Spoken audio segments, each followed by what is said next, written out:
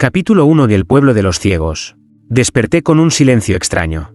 Un silencio que no era descanso sino condena. Salí de mi celda tambaleándome y lo primero que vi fue al hermano Tomás golpeando las paredes con las manos extendidas, tropezando con los bancos del claustro. Sus ojos estaban cerrados, sellados por una fuerza invisible. «Hermano», grité, tomándolo por los hombros. No respondió, solo murmuraba, con los labios secos. El rezo prohibido. No era el único. Al avanzar por el convento encontré a decenas de frailes arrastrándose a tientas, con los párpados sellados como si hubiesen sido cosidos desde dentro.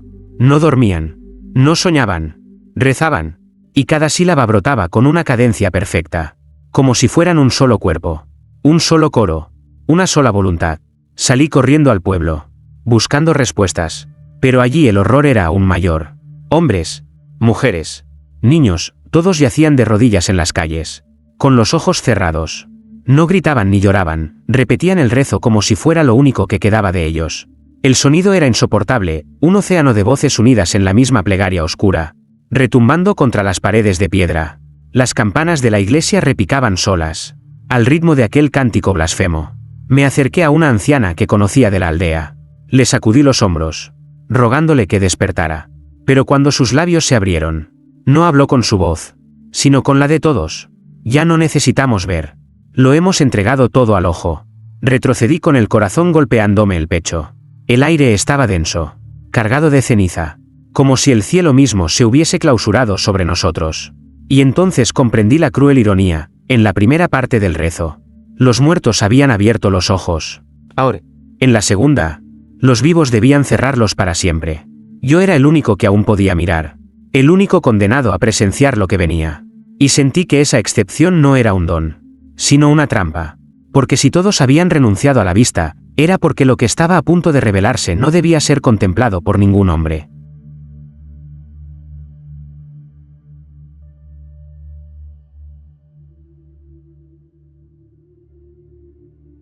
Capítulo 2. La procesión de los muertos con ojos prestados. La noche cayó como un manto espeso, y el pueblo entero permanecía arrodillado, con los párpados cerrados y la voz encadenada al mismo rezo interminable. Yo creí que esa visión ya era suficiente para enloquecerme. Pero lo peor aún no había comenzado. Un ruido sordo se levantó desde el cementerio. Era un crujido de tierra moviéndose, de ataúdes resquebrajándose bajo el peso de siglos. Corrí hasta la verja, impulsado por un terror que no supe contener. Y entonces los vi. Primero emergieron las manos huesudas, luego los cuerpos enteros, envueltos en hábitos podridos y piel marchita. Los muertos se levantaban, pero algo en ellos no era igual que en la primera vez. Esta vez tenían ojos frescos, húmedos, brillantes. Me acerqué con incredulidad. Reconocí a uno de ellos, Fray Esteban, muerto hacía más de 15 años. Sus pupilas eran nuevas, de un azul claro que jamás había tenido. Entonces comprendí la atrocidad. Esos ojos no eran suyos. Eran los ojos robados de los vivos que, en el pueblo, ahora permanecían ciegos. La procesión comenzó en silencio. Cientos de cadáveres avanzaban en fila, arrastrando los pies sobre la grava, con las órbitas prestadas clavadas en mí. Era un desfile de abominaciones, los ojos de niños en rostros decrépitos, pupilas jóvenes incrustadas en cadáveres amarillentos. El rezo continuaba, pero ya no era solo el murmullo de los ciegos. Los muertos lo repetían también, con voces huecas que parecían brotar desde la tierra misma. Era un eco doble, un coro imposible entre quienes habían perdido la vista y quienes habían robado nuevas miradas. Caí de rodillas, impotente. «Devuélvanlos», grité. «Esos ojos no son suyos». Pero Fray Esteban se inclinó hacia mí, con su aliento podrido. Respondió: «Nos pertenecen ahora. Los vivos cerraron los suyos, y nosotros los abrimos». La procesión atravesó el pueblo como un río oscuro. Los muertos pasaban frente a los vivos arrodillados. Y cada vez que lo hacían, un nuevo par de párpados se sellaba para siempre, transfiriendo su luz a un cadáver que se unía a la marcha. Entendí, con el estómago helado, que esto no era un accidente. Era un intercambio, un pacto, y que yo, con mis ojos aún abiertos, era la ofrenda final que todos esperaban.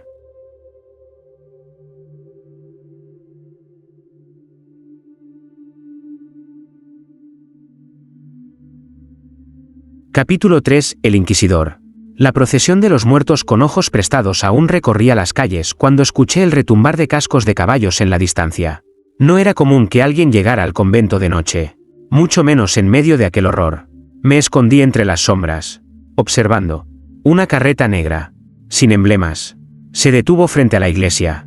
De ella descendió un hombre alto, vestido con capa oscura y sombrero de ala ancha.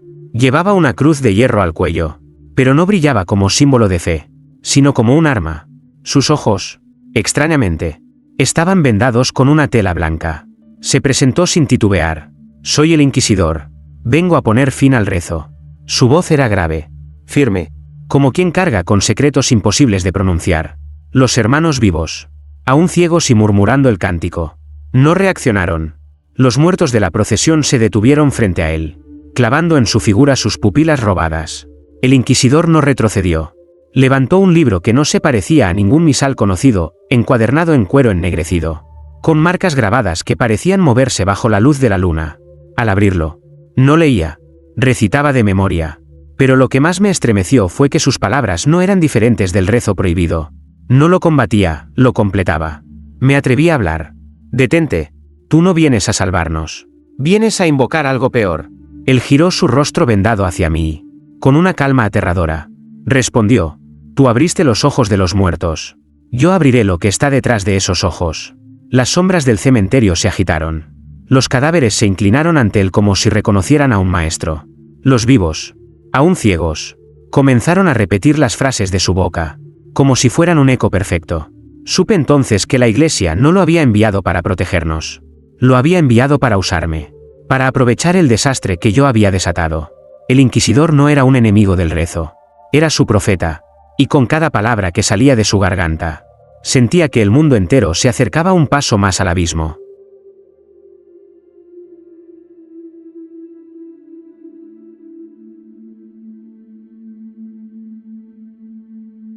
Capítulo 4. La campana que doblaba en la oscuridad. La llegada del Inquisidor marcó un antes y un después.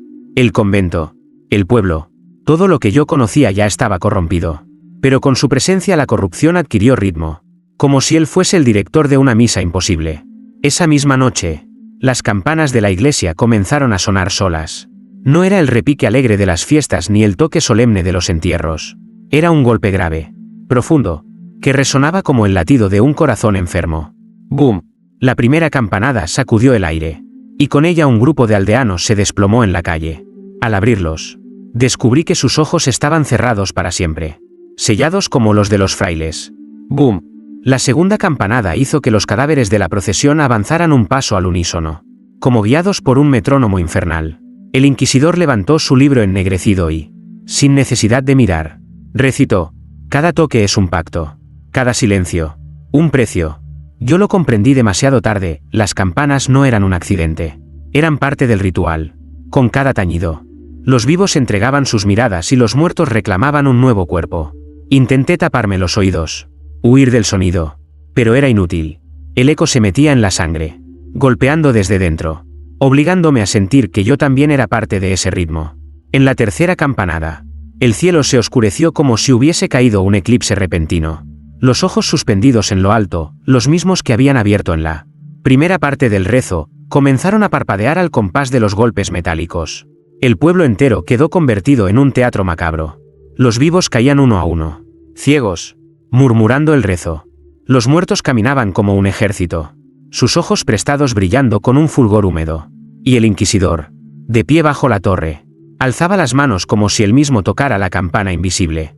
Yo grité, supliqué a Dios que interviniera, pero solo recibí como respuesta la cuarta campanada, más grave, más profunda, que me hizo sangrar por los oídos. Entonces lo entendí con un terror helado: la campana no doblaba por los muertos, doblaba por los vivos que aún quedábamos en pie, y cada golpe era una cuenta atrás hacia algo que ya no pertenecía a este mundo.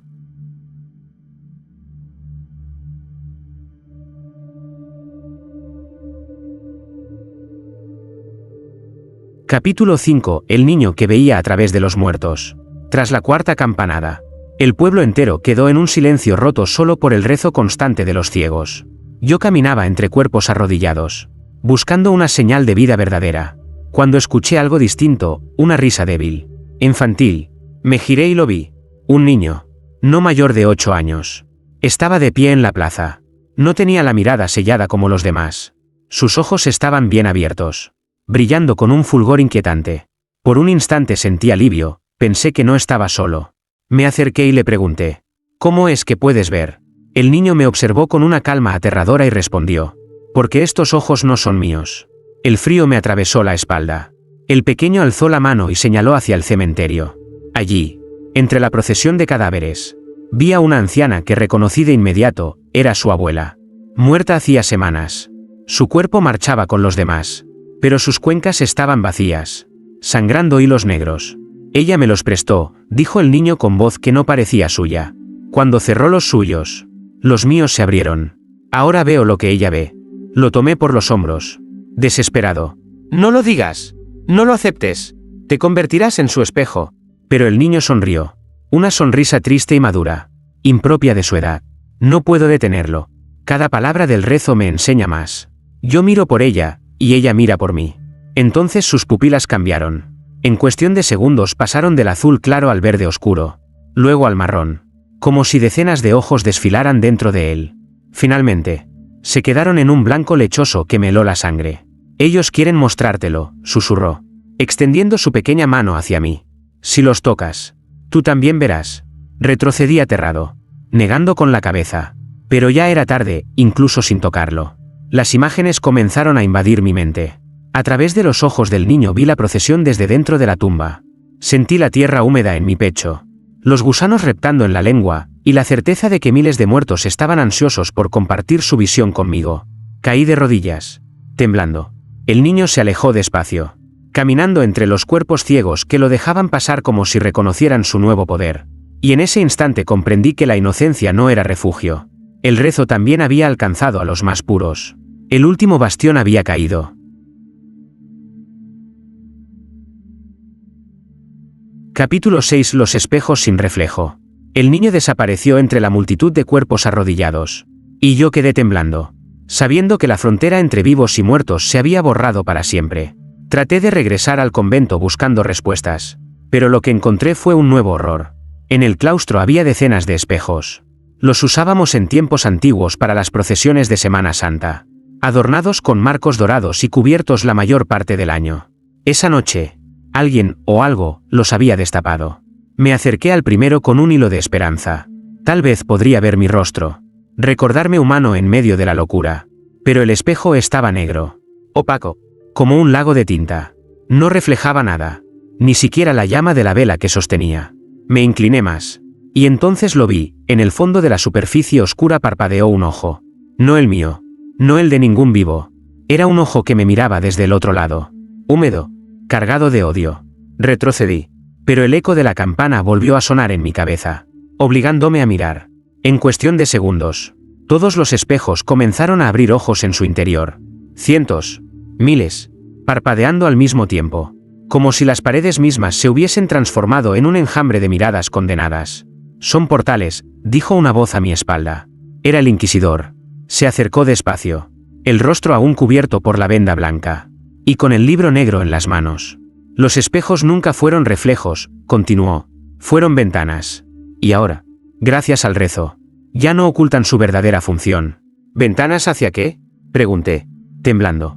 Él sonrió con serenidad. Hacia aquello que vigila detrás de los ojos.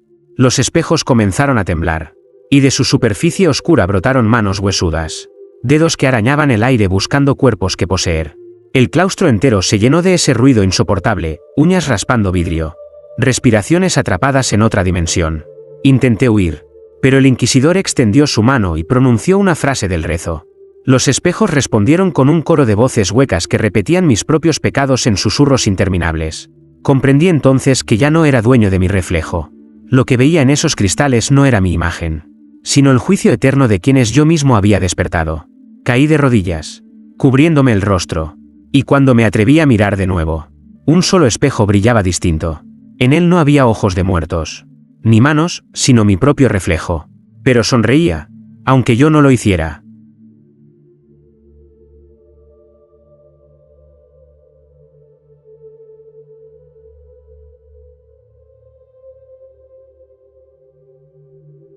Capítulo 7. El pacto del inquisidor.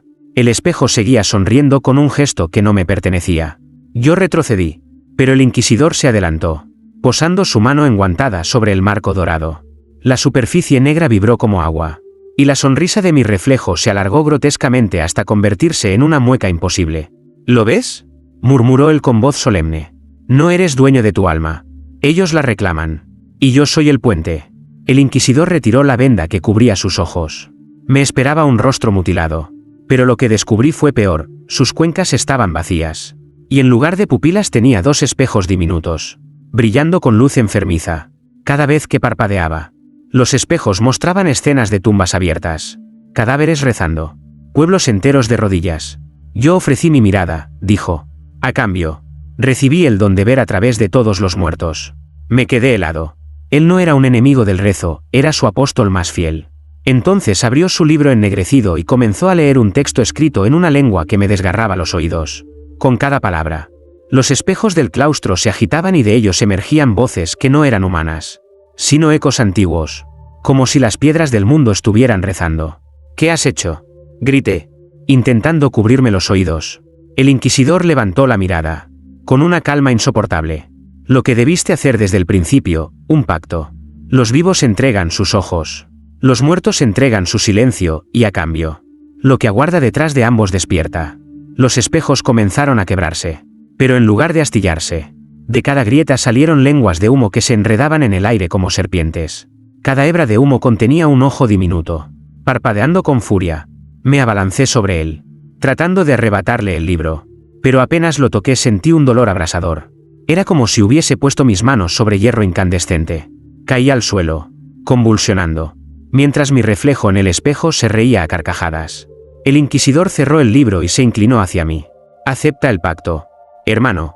No podrás detenerlo. Solo puedes decidir de qué lado rezarás cuando la boca se abra. Me levanté tambaleante, jadeando. Sabía que no era una metáfora. Detrás de todos esos ojos, algo aguardaba. Algo con labios y dientes. Y el inquisidor ya había sellado el pacto para darle paso.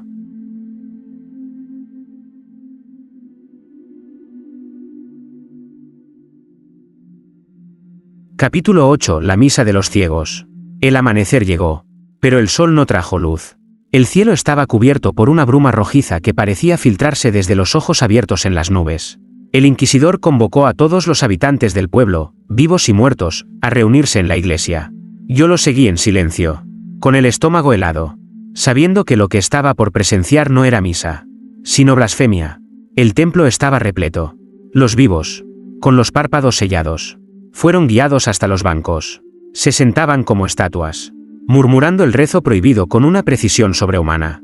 Los muertos, en cambio, ocupaban el coro, de pie, con los ojos prestados brillando bajo las velas.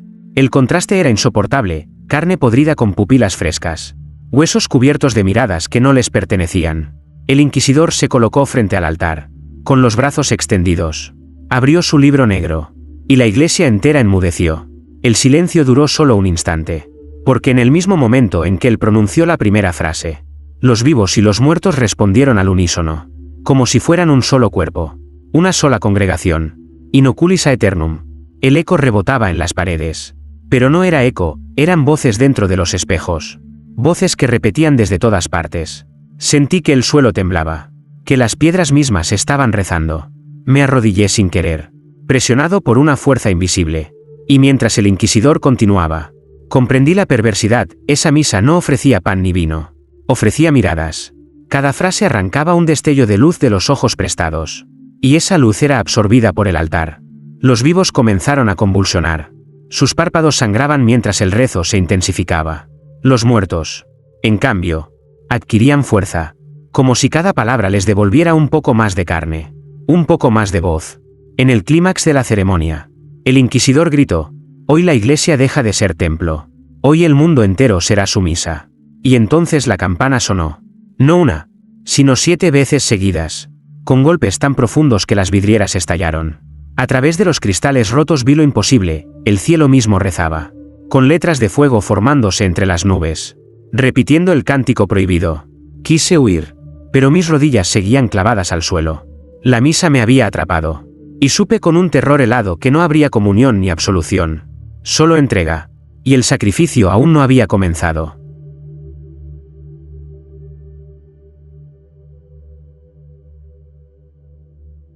Capítulo 9. El ángel que lloraba oscuridad. La misa de los ciegos terminó en un estrépito de silencio.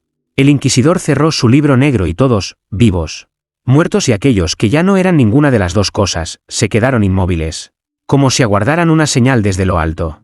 Yo también la esperaba, con el corazón golpeando como un tambor en mi pecho. Y entonces el techo de la iglesia se abrió. No se rompió ni se desplomó, simplemente se disolvió, como si el cielo hubiera tragado la piedra. A través de aquella grieta descendió una figura luminosa, alada, de proporciones majestuosas. Los fieles, ciegos o resucitados, cayeron de rodillas como ante una visión divina.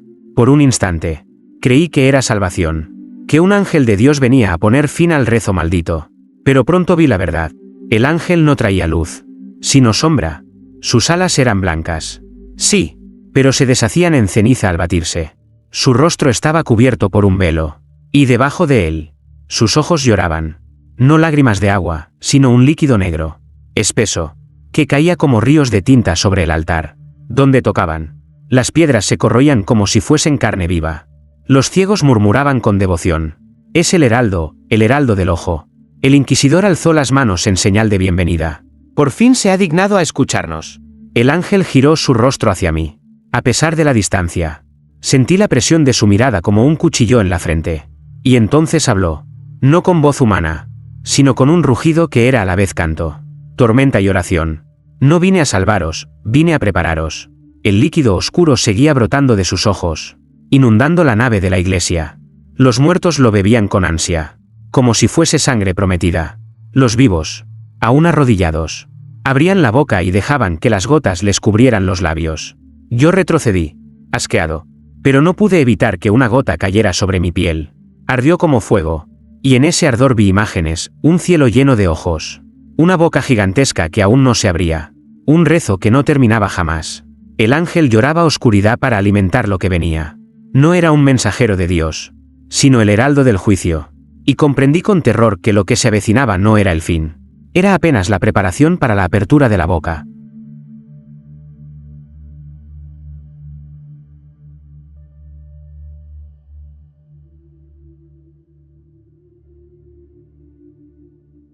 Capítulo 10. El inquisidor sin rostro.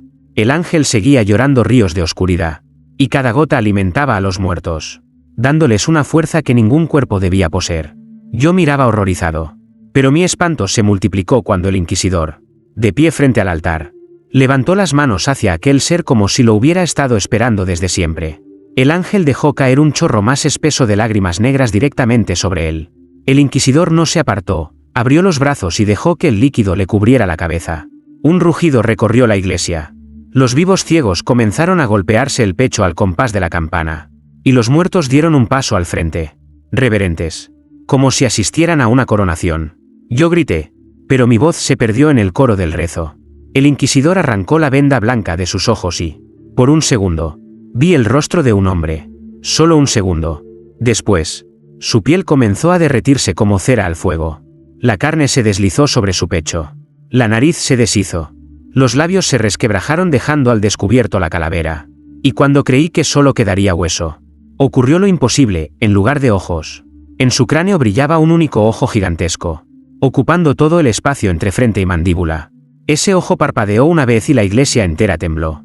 Los vitrales explotaron hacia afuera, y por cada pedazo de vidrio que caía pude ver reflejada una imagen distinta: tumbas abiertas, ciudades arrodilladas, mares de ciegos rezando. El inquisidor sin rostro habló con un eco doble, humano y monstruoso. El pacto está cumplido. Yo ya no pertenezco a la carne ni a la iglesia. Soy el ojo en la tierra. El ángel inclinó la cabeza, como si lo reconociera. Y los muertos, de rodillas, comenzaron a arrancarse sus propios ojos prestados para ofrecérselos. El inquisidor los recibía con las manos, y cada vez que añadía un par a su palma, el gran ojo en su calavera brillaba más, iluminando la iglesia con un resplandor rojizo. Yo retrocedí, con el corazón desbocado, comprendiendo al fin que él no era un enviado de Roma, ni siquiera un hereje. Era el recipiente elegido, un sacerdote de carne transformado en receptáculo de lo que vigilaba desde las tumbas. El inquisidor ya no tenía rostro humano, y con la mirada de aquel ojo único, podía ver absolutamente todo.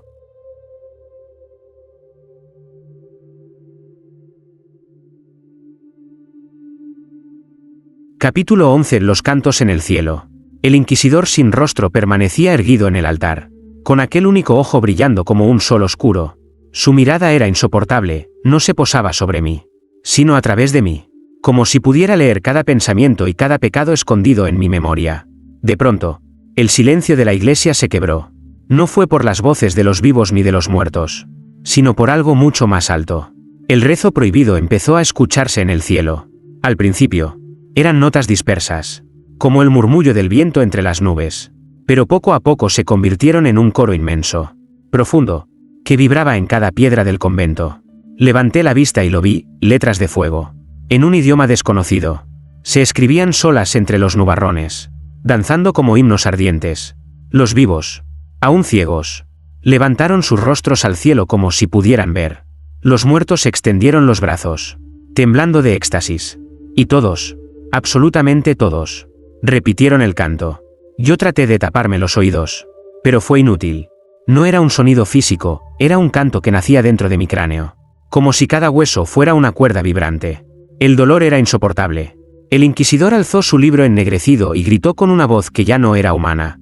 El cielo mismo se ha unido a nuestra misa. Ya no hay diferencia entre arriba y abajo. El ángel que lloraba oscuridad desplegó sus alas rotas y se elevó hasta fundirse con las nubes. Desde allí, su llanto se multiplicó en una lluvia negra que cubrió la aldea, donde caían las gotas. La tierra se abría como una herida, y de cada herida surgían más voces que se unían al canto. Los cantos en el cielo no eran alabanza, eran una orden, una preparación, y lo comprendí con un terror helado. No estaban llamando a Dios, ni a los santos, ni a los ángeles. Estaban llamando a la boca que aún no se había abierto, la boca que esperaba detrás de todos esos ojos. Y yo, único con la vista intacta, era condenado a presenciar lo que ningún hombre debía ver cuando esa boca respondiera.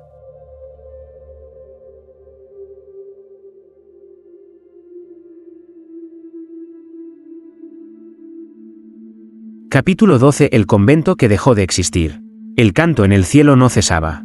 Era un rugido coral que hacía vibrar las entrañas de la tierra. Yo intenté refugiarme en las paredes del convento, buscando en sus piedras centenarias la seguridad que alguna vez me dieron. Pero esa noche comprendí que ni siquiera la casa de Dios podía resistir lo que habíamos invocado. Las columnas empezaron a agrietarse como si respiraran. Los vitrales, antaño coloridos, ya no mostraban santos ni vírgenes. En cada cristal estallado aparecían ojos palpitantes que me seguían en cada movimiento. El suelo bajo mis pies se agitó, y vi cómo las baldosas se hundían como arena movediza. Los monjes sin alma, los muertos con ojos prestados y los vivos ciegos no se movían. Permanecían de rodillas, rezando sin descanso, como si no percibieran que el edificio entero se derrumbaba. Yo grité sus nombres. Intenté sacudirlos, pero estaban perdidos en un trance absoluto. El inquisidor, con su único ojo gigantesco, levantó los brazos y proclamó: «Ya no necesitamos conventos. El rezo es el templo, y el mundo será su nave». En ese instante, las paredes del convento se disolvieron. No se derrumbaron ni ardieron, se deshicieron en polvo luminoso, flotando en el aire como ceniza encendida. El techo desapareció por completo, y quedamos expuestos bajo el firmamento rojo, donde las letras de fuego seguían escribiendo himnos imposibles. Lo más terrible fue ver lo que había debajo. El convento ya no estaba asentado sobre roca, sino sobre un vacío infinito. Bajo el suelo se extendía un abismo sin fondo, un espacio hecho de sombras líquidas que se agitaban como un mar vivo. Cada sombra tenía ojos, miles, millones de ojos, todos fijos en nosotros. Me tambaleé al borde de aquella nada, sintiendo que mi cordura se desgarraba. No había arriba ni abajo, solo un espacio interminable donde lo visible y lo invisible eran lo mismo. Los muros sagrados que habían protegido siglos de fe habían desaparecido. Ya no existía altar, ni claustro, ni campanario. Solo quedaba el rezo. Y entendí con un escalofrío que el inquisidor tenía razón. El mundo entero se había convertido en un convento, y cada rincón era ahora su misa eterna. Me aferré al borde del suelo que aún quedaba bajo mis pies, mientras el canto retumbaba más fuerte. Y supe, con un terror helado, que lo próximo en revelarse ya no sería el ojo, sería la boca.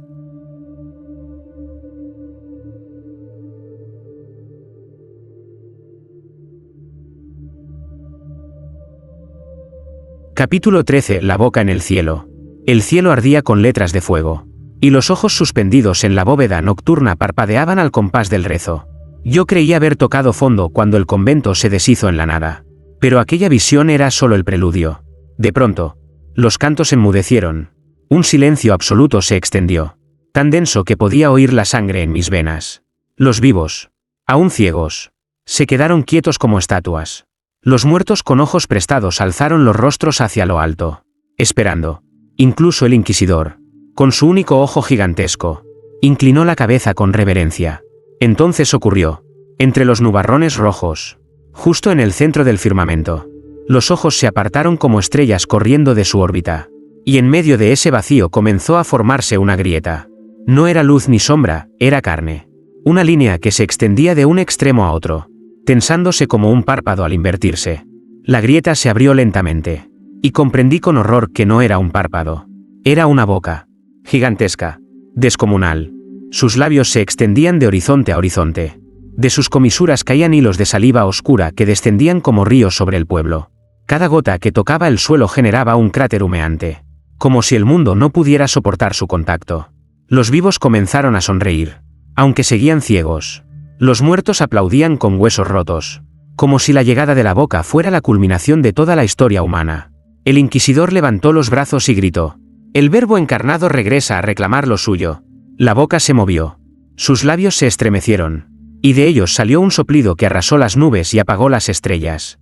No eran palabras aún, pero el simple gesto hizo temblar mis huesos.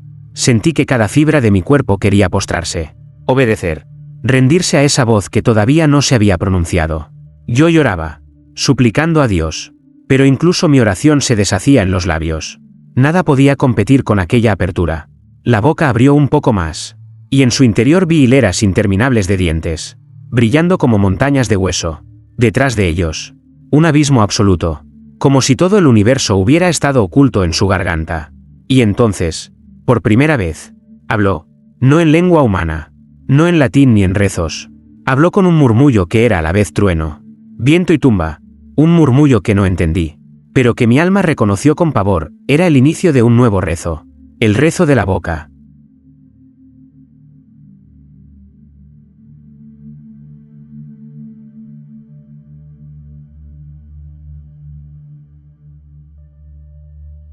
Capítulo 14. El profeta ciego. La boca seguía murmurando en lo alto, y cada vibración de sus labios me desgarraba por dentro, como si mis huesos fueran campanas obligadas a tañer. El inquisidor, de rodillas, ofrecía su único ojo a aquella inmensidad, y los muertos lo imitaban arrancándose sus pupilas prestadas para lanzarlas al cielo como ofrendas. Yo traté de resistir, de mantener mis ojos abiertos, aunque ardían como brasas. Pero pronto comprendí la condena. Los pocos que aún veíamos estábamos destinados a perder la vista. No por violencia externa, sino porque la visión de la boca era demasiado vasta para la carne humana. La oscuridad empezó a rodear mi mirada. Primero fueron destellos, manchas negras que cubrían los bordes de mi campo visual. Luego un velo completo que descendía lentamente, como si mi alma bajara un telón definitivo. Me llevé las manos a los ojos y sentí la humedad, sangre. Y bajo la sangre, una sensación de paz que me heló más que el terror. Era como si una voz susurrara: entrega la vista, y recibirás la verdad. Caí de rodillas, ciego, pero en la tiniebla no había silencio. Había un mundo entero. Vi con los ojos cerrados lo que ningún humano debía ver, el interior de la boca. Dentro de ella no había garganta, sino un universo de sombras danzantes. Millones de voces entonando el mismo rezo eterno. Y en el centro de ese abismo, un trono hecho de huesos y ojos, esperando al que lo reclamara. Comprendí entonces mi papel. No era un testigo accidental. Era el elegido para narrar, para llevar el rezo más allá de las ruinas del convento, más allá del pueblo, más allá de los vivos y de los muertos. Yo, que había luchado contra la oscuridad, me convertía en su voz. Yo, que había maldecido el rezo, ahora lo repetía con dulzura. El inquisidor lo supo al instante. Se volvió hacia mí, su único ojo brillando como un sol sangriento. Y me llamó: hermano, el ojo ya tiene su boca. Ahora necesita su profeta. Y comprendí con terror absoluto que hablaba de mí.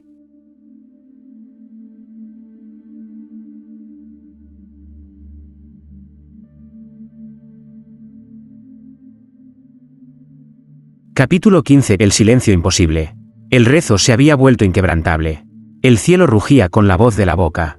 El suelo vibraba con los ojos abiertos en la oscuridad. Y cada ser, vivo o muerto, repetía las mismas sílabas prohibidas como si fueran el único lenguaje que quedaba en el mundo. Yo, ya ciego, me descubrí convertido en algo más. En la tiniebla veía lo que los demás no podían, corrientes de voces que cruzaban la tierra como ríos invisibles. Hilos negros que unían cada garganta a la boca en lo alto. Yo podía sentirlos, tocarlos, incluso guiarlos. Era el don maldito del profeta. El inquisidor se me acercó, su ojo gigantesco resplandeciendo como un faro de sangre. «Ahora lo comprendes», dijo. «El silencio es imposible. Una vez que la boca habló, todo se volvió rezo. Ya no hay retorno». Lo odié con cada fibra de mi alma. Sin embargo, supe que decía la verdad. Entonces hice lo único que me quedaba, intenté callar al mundo. Me llevé las manos ensangrentadas a la boca y recité un contrarrezo. Una plegaria desesperada aprendida en mi infancia. Antes de que todo se corrompiera. Una oración simple. La del Padre Nuestro. Dicha entre sollozos. Al pronunciarla, sentí que los hilos de voces se tensaban. Que la boca en el cielo vacilaba. Que los muertos se estremecían como marionetas a punto de romperse. El silencio se acercaba, rozando mis labios. Pero justo cuando creí que podía lograrlo, comprendí la última verdad. No era mi voz la que pronunciaba el contrarrezo. Era la boca misma, usándome como juguete, imitando mis plegarias para demostrarme que incluso mis intentos de resistir ya le pertenecían. Me desplomé en el suelo, derrotado. El inquisidor me sostuvo entre sus brazos como un padre orgulloso y susurró. El silencio nunca existió. El rezo siempre estuvo allí, esperando tu garganta. Entonces lo acepté. El silencio era la verdadera ilusión. El universo entero no era más que un cántico interminable. Y yo, condenado o bendecido, era su profeta eterno. La boca volvió a rugir en el firmamento. Y el coro de millones de voces la siguió. Yo también la seguí. Porque el silencio, lo comprendí al fin, no era posible. Y nunca lo había sido.